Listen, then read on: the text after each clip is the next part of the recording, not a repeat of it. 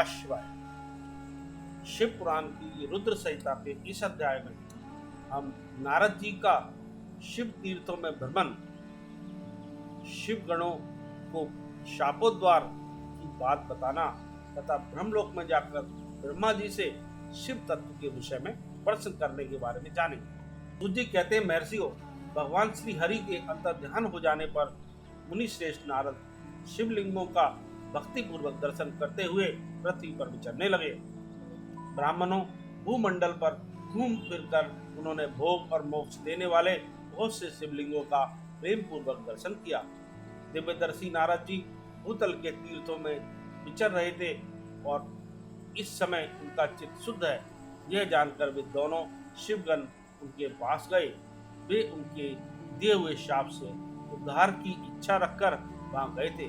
उन्होंने आदर पूर्वक मुनि के दोनों पैर पकड़ लिए और मस्तक झुकाकर भली भांति प्रणाम करके शीघ्र ही इस प्रकार कहा। शिवगण बोले, ब्राह्मण, हम दोनों शिव के गण हैं।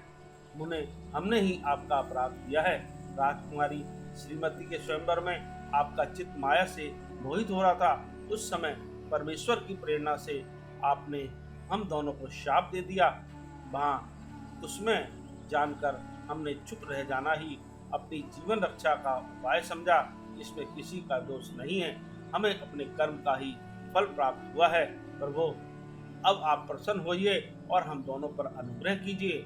नारद जी ने कहा, आप दोनों महादेव जी के गण हैं और सत्पुरुषों के लिए परम सम्माननीय हैं। अतः मेरे मोह रहित एवं सुखदायक यथार्थ वचन को सुनिए। पहले निश्चय ही मेरी बुद्धि भ्रष्ट हो गई थी, बिगड़ गई थी और मैं सर्वथा मोहीभूत हो गया था। इसलिए आप दोनों को मैंने शाप दे दिया। शिवगणों, मैंने जो कुछ कहा है वह वैसा ही होगा, तथापि मेरी बात सुनिए। मैं आपके लिए शापोद्वार की बात बता रहा हूँ। आप लोग आज मेरे अपराध को क्षमा कर दें। मुनिवर विश्वरा के वीर्य से जन्म ग्रहण करके आप संपूर्ण दिशाओं में प्रसिद्ध कुंभकर्ण रावण राक्षस राज का पद प्राप्त करेंगे और बलवान वैभव से युक्त तथा परम प्रतापी होंगे।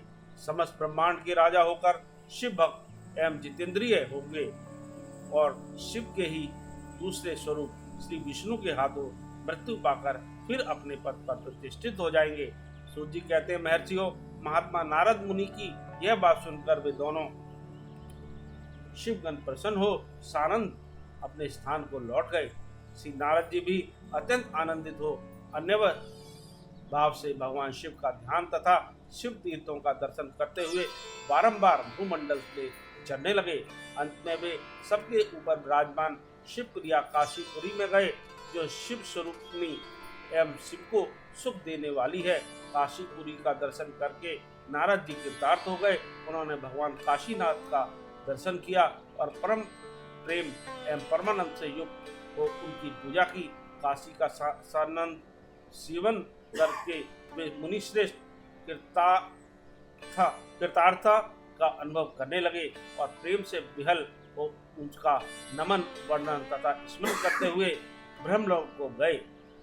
निरंतर शिव का स्मरण करने से उनकी बुद्धि शुद्ध हो गई थी।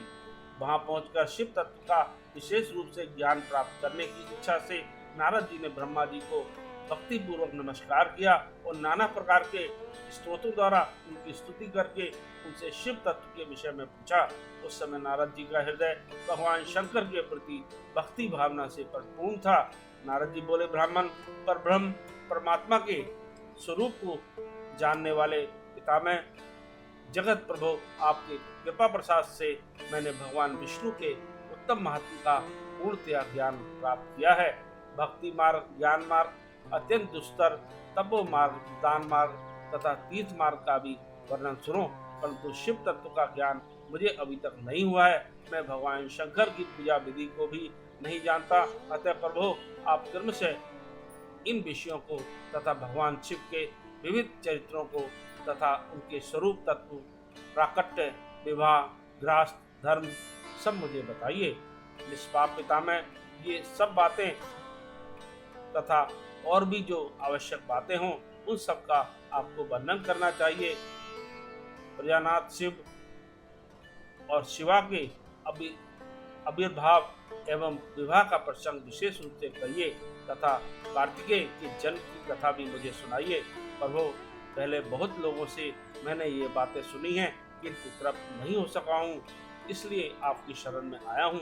आप मुझ पर कृपा कीजिए। अपने पुत्र नारद की यह बात सुनकर लोक पिता में ब्रह्मा वहाँ इस प्रकार बोले। इसके बारे में हम रुद्र संहिता के अगले अध्याय में जानेंगे। ओम नमः शिवाय।